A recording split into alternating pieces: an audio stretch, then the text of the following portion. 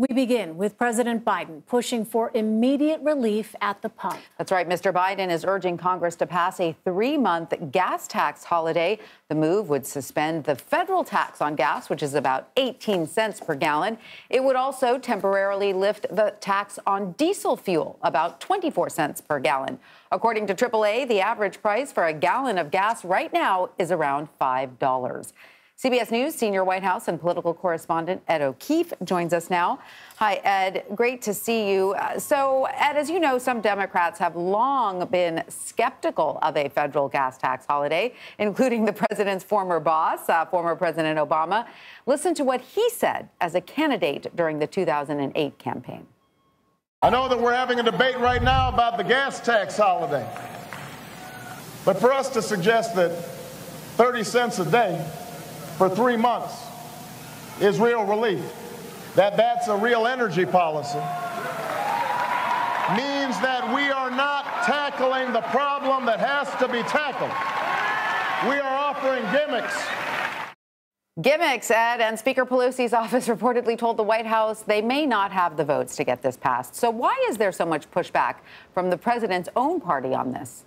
Got to remember, this has never happened before, so there's no hard data on how exactly a federal gas tax holiday would work and who exactly would potentially save.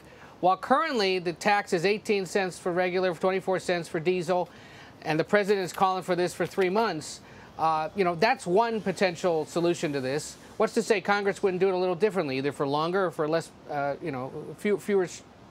fewer weeks. Either way, this has been a relatively academic or scientific discussion. It's never been implemented. So that's part of the concern. You look at economists' reports, you look at how Democrats argue this, they say ultimately the cost savings aren't necessarily going to go to consumers, to you and I who go to the gas pump. They may more benefit the oil companies who don't necessarily need the financial relief right now amid record profits. So this is an interesting one that the president's putting on Congress. And the way it's designed, too, is to say to them, do this before you leave for the July 4th recess in the coming days, because they're saying if you were to start this on July 1, it could go through the end of September, when in essence the travel season tied to the summer will be over.